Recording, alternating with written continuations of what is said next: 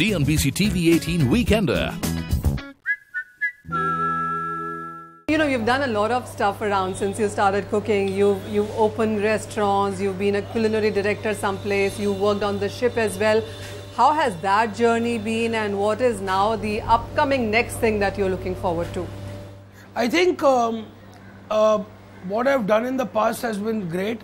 I still haven't done all I want to do. At the moment where we are now, this is my R&D kitchen, where I do my research and new dishes, new inventions or innovations. But here, and also we are going to be starting a wellness brand, like healthy food. Health is really big, and it's called Hello Greens. So I've partnered with some friends of mine, and we are based out of Lower Parel. And our goal and objective is to serve or deliver the best healthy yet very tasty. I mean, it doesn't sound healthy at all, but it is very healthy, it's very tasty, it's very colorful.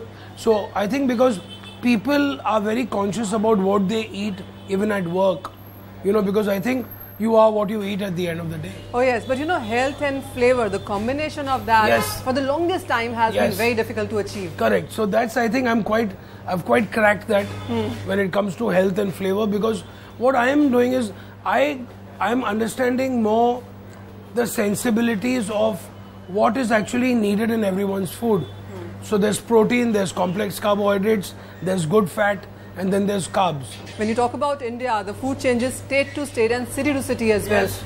How do you see that divide? Because what Bombay eats and what Delhi eats or what Chennai eats is very different. See, I'll tell you, we all have our eating habits and eating patterns, but there's a lot of common things like flavor, like spices, which are very common to all the states of India. And especially in today's day and age, I think people are very experimental with food. It's like, just because I live in South India, I'm not only going to eat South Indian food. I still love in fact, a lot of the North Indian restaurants are doing very well in the South. No, and they're doing really well in the South.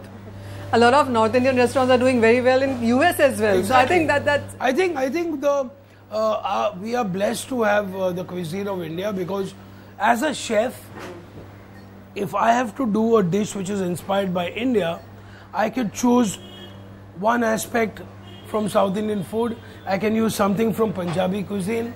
I can do maybe a chutney from Maharashtra.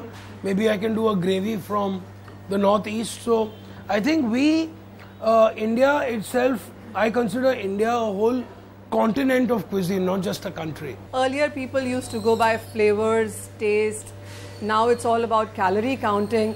How do you balance the two of us? And do you think we are slightly more obsessed when it comes to calorie counting the way we are right now? I'll tell you, I mean, you know, what happens is that for a person, whoever counts calories or eats healthy should not be made to feel like a martyr. You know, that मैं कुछ बलिदान कर रहा हूँ. I gave up sweets. I gave up samosas. मैंने ये नहीं खाया. No, it's just no that. Pizzas, yeah. So it's that, okay, you know, if you want to eat something fried, you eat it, but you eat it in a small quantity. That's one thing about a chef, is that I put the dish together, and I have a team of. So you have a way of how it functions as in a department on what goes in sense of flavors. Yeah. See, I'll tell you, there's something which is very basic when you learn as a chef as well about menu planning, is about how to balance all the nutrients in a dish, and how to manage and balance textures on a plate as well. So like for now, I'm using green vegetables. I do the vegetables. I know that we're not going to add anything fried to it. So once the dish is ready, everything is like goes in there's a grammage to everything. So for example, if I'm doing a large salad which is going to be a meal for somebody, we know that the grammage is about 300 grams. Okay. Now in that 300 grams, we put about 80 grams of mixed lettuces, and the rest 230 grams is divided among 6. So which means, so here we've got, now this is a pure vegetarian salad, and on the side I've made a very nice lean chicken patty for a burger, but there's no bread with it, so there's no carbs. So it's guilt-free food. So, you know, would you say that food as a business, as a competition also seems to be catching up? Because every TV channel you switch on, there's a master chef of some variety, some country, some age group at all times coming on. I'll tell you what, I think the business of food will always go on.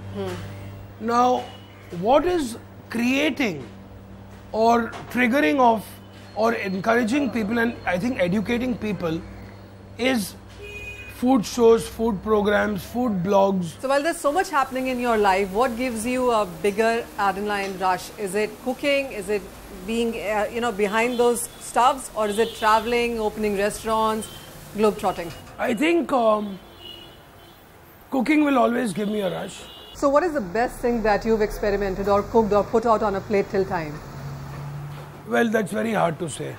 I'll give you a choice of 2, 3. One is a roast chicken which I do. It's not one of normal. It's like a desi roast chicken.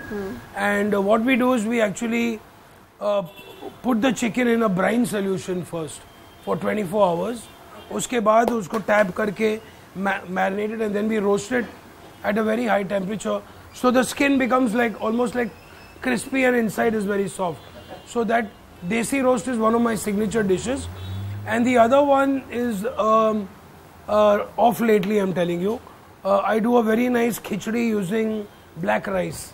Okay. So black rice from the northeast is very healthy for you. And I think the khichdi is the most comforting food in the world. What is your comfort food? Rajma chawal, Sindhi curry, biryani and khichdi. So what is something that you've tasted or cooked that you haven't liked yourself? The first time I tried to make a Karela, it didn't work out too well. We'll forgive you for that. Yeah, but now I've kind of got the hang of it. Yeah. The fine dining really seems to be getting out of reach. I mean, a single dish or 2 people eating out is 2 grand, 4 grand, you name it, and it goes higher. What would you say on the kind of margins that restaurants are keeping right now, or is it really eating out? Is it because of the taxes? See, I'll tell you, the margins, what were 5-6 years ago, have dropped. I mean, being a restaurateur and ex-restaurateur, the margins are not high at all. Okay. Secondly, is because of the raw materials are getting very expensive. I'm not even talking about taxes.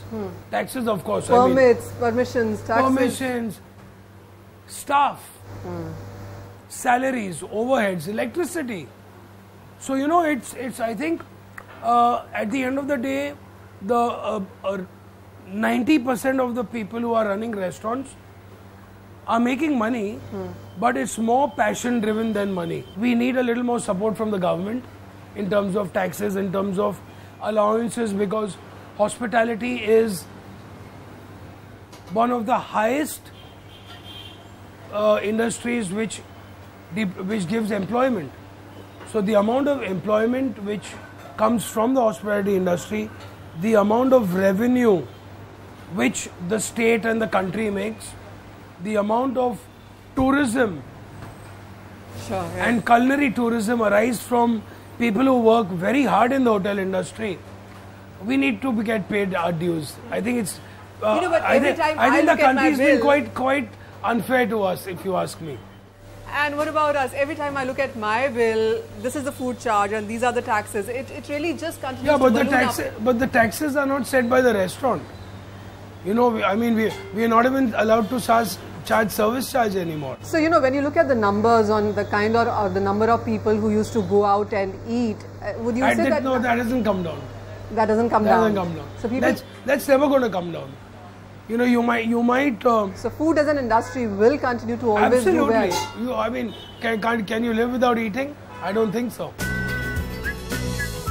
CNBC-TV18 Weekender.